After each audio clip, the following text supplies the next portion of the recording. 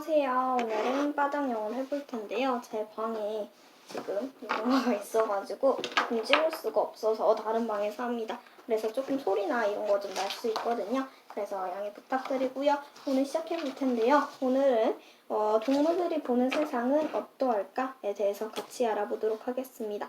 생물학입니다. 76쪽 펴주시면 되겠습니다. 자, 76쪽 펴주시면요. 우리가 동물이 보는 세상은 어떨까? 라고 내용이 나옵니다. 같이 보도록 하겠습니다.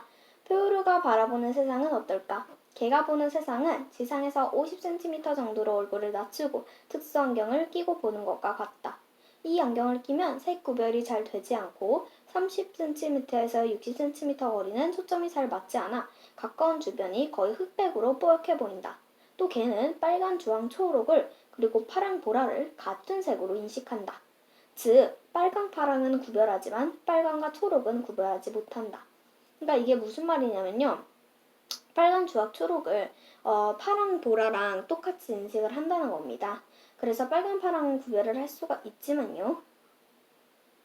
빨강, 파랑은 구별을 할 수 있지만 빨강, 초록은 구별을 할 수가 없는 거예요. 그러니까 그러니까 이게 무슨 말이냐면 빨강, 주황, 초록은 같은 색으로 인식을 한다는 건데 빨강, 파랑은 다르게 구별한다는 겁니다. 사실 개가 보는 세계는 시각과 후각이 섞인 세상이어서 개는 냄새로 사람을 구별합니다. 그래서 개가 보는 세상으로 예를 들었습니다. 포유류가 되겠죠. 그래서 지상에서 50cm 정도로 얼굴을 낮추고 특수 안경을 끼고 보는 것과 같다고 합니다. 그쵸? 그 다음 보도록 하겠습니다. 고양이는 밤에 사람보다 훨씬 밝은 세상을 본다. 밝은 곳에서 본 고양이의 눈의 눈동자는 세로로 길쭉하지만 어두운 곳에서는 활짝 열린다. 그래서 밤이 되면 고양이의 눈은 사람보다 더 많은 빛을 받아들인다. 또 고양이는 망막 뒤에 거울과 같은 막이 있어 미처 흡수하지 못한 빛까지 흡수한다. 이 때문에 밤에 고양이의 눈이 빛나고 사람보다 훨씬 더 잘 볼 수 있는 것이다. 자, 그래서 고양이는 밤에 사람보다 더 훨씬 밝은 세상을 본다는 거죠. 그쵸? 그 다음 보도록 하겠습니다. 박쥐는 초음파를 통해 세상을 본다. 사실 이 능력을 실학이 여기보다 청력에 가깝지만 박쥐에게는 실력 이상의 역할을 한다. 놀라운 것은 자신이 만든 초음파를 구별해내는 박쥐의 능력이다. 동굴에 사는 수천, 수백, 수천 마리의 박쥐가 동시에 초음파를 내어 사물을 인식하지만 박쥐는 자신의 초음파를 정확히 구별해낸다. 즉, 다른 박쥐가 만든 소리를 듣고 착각하는 일이 없다는 것이다. 그래서 박쥐는 초음파를 통해서 세상을 본다는 거죠. 그 다음 보도록 하겠습니다. 그렇다면 파충류와 양서류가 보는 세상은 어떨까? 파충류 중에서 뱀은 아주 특별한 시력을 가지고 있다. 사람은 눈으로 볼 수 있는 빛은 빨강, 주황, 노랗, 초록, 파랑, 남색, 보라를 인식하는데 뱀은 사람이 볼 수 없는 적외선까지 본다. 뱀의 눈 아래 구멍에 있는 특수한 신경세포가 적외선을 감지한다. 그러면 파충류 중에서 뱀은 특별한 시력을 가지고 있는데 우리가 볼 수 없는 적외선까지 감지한다는 거고요. 그 다음 보도록 하겠습니다. 양서류인 개구리는 화석으로 뒤덮인 세상을 본다. 개구리의 눈이 움직이지 않아 움직이는 사물만 인식한다. 그러니까 개구리는 눈이 움직일 수가 없어요. 우리가 오른쪽을 보시고 오른쪽, 왼쪽을 보시고 왼쪽을 움직이지만 개구리는 눈이 움직이지가 않아요. 그래서 움직이는 사물만 인식할 수가 있습니다. 그래서 예를 들어서 휴지 이런 건 인식을 할 수가 없다는 겁니다. 그래서 개구리는 코앞에 파리가 앉아있어도 알아채지를 못합니다. 그러나 파리가 움직이면 세상을 배경으로 움직이는 파리를 보게 되는데요. 결국 개구리는 꼭 필요한 것만 보는 셈입니다. 그래서 개구리는 회색으로 뒤덮인 세상을 본다는 거죠. 자, 그러면 우리 지문 분석 보도록 하겠습니다. 1문답입니다. 자, 이제 포유류인 개는 어떤 감각을 통해서 세상을 보는가? 어떤 감각을 통해서라 그랬습니까? 그렇죠. 얘는 냄새로 구별을 합니다. 그래서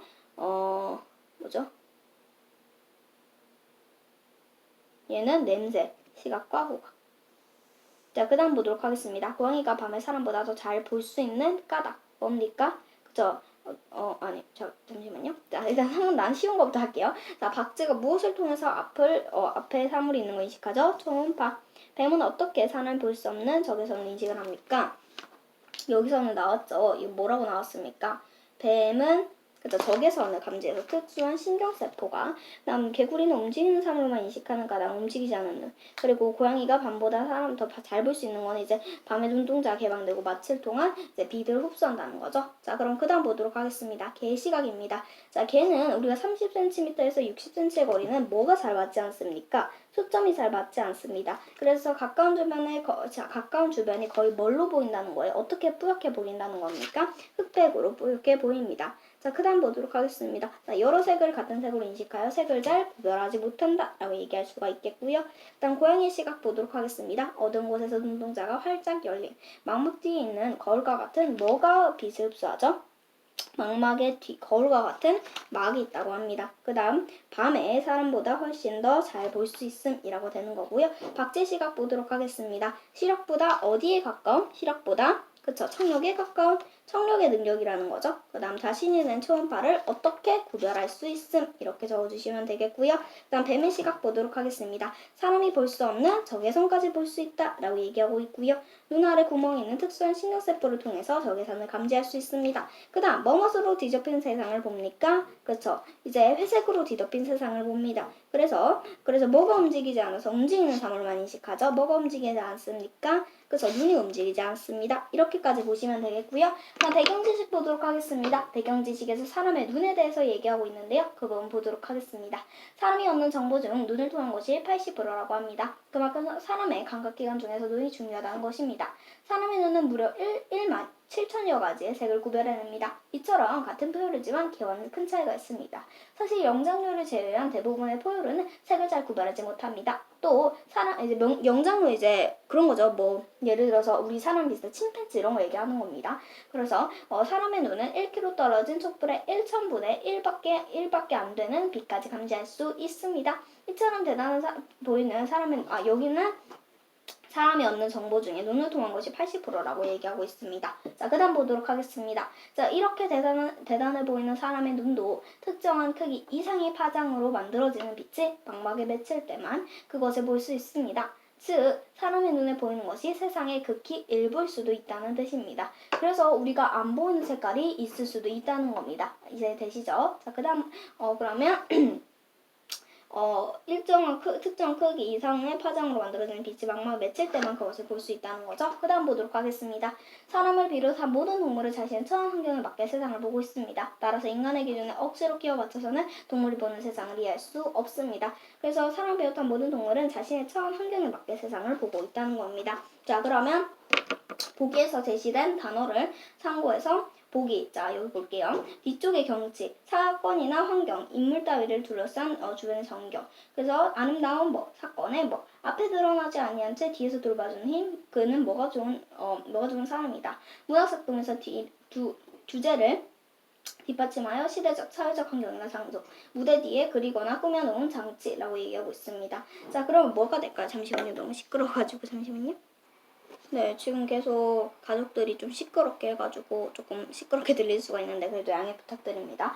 자, 그러면 우리 이거를 합치는 게 뭘까요? 저 뒤에서 뭔가 보이는 거? 아니면 이게 제일 쉬울 것 같아요. 무대 뒤에 그리거나 꾸며놓은 장치 뭐예요? 그쵸, 배경. 그래서 우리가 배경화면 이런 식으로 휴대폰에 있는 배경화면 얘기하죠. 그래서 배경 되겠고요. 일단 보도록 하겠습니다. 식물은 강화성을 하여서 그쵸, 필요한 휴대전화를 이용해서 지진을 그쵸, 감지. 야생조류가 바람 빠진 풍선을 먹이로 그쵸, 감지해 먹고 죽는. 그래서 미세 플라스틱 같은 거가 요새 이제 많이 발생이 되고 있는데 이제 그런 걸 줄이기 위해서 또 노력을 해야 되겠죠? 자, 그 다음 보도록 하겠습니다. 자, 구별과 구분인데요. 구별하다는 뭡니까? 그쵸? 종류에 따라서 차이가 난다는 겁니다. 그래서 성질이나 종류에 따라서 갈라놓는 거고, 구분은 그 기준에 따라 전체를 몇 개로 갈라놓는 거예요. 그래서 예를 들어서 뭐가 될까요? 이것은 과일인가요? 야채인가요? 그렇게 구분할 수가 있는 거죠. 두 가지로 구별할 수가 있는 겁니다. 근데 전체를 몇 개로 갈라놓는 거는 예를 들어서 뭐라고 볼까요? 음식 중에서는 김치찌개, 된장찌개, 청국장 등이 있습니다. 이런 식으로 얘기할 수가 있는 거죠. 그렇죠? 이해되시죠? 그 다음 보도록 하겠습니다. 윗글에 대한 설명으로 가장 적절하지 않은 거. 여러분 제가 지문이랑 문제를 따로 했어야 했는데 까먹고 못했네요. 제가 2로 다시 올리도록 하겠습니다. 제가 이게 유튜브에는 몇 분 이상짜리 영상이 안 올라가더라고요. 네, 그래서 잠깐 멈추고 다시 하도록 하겠습니다.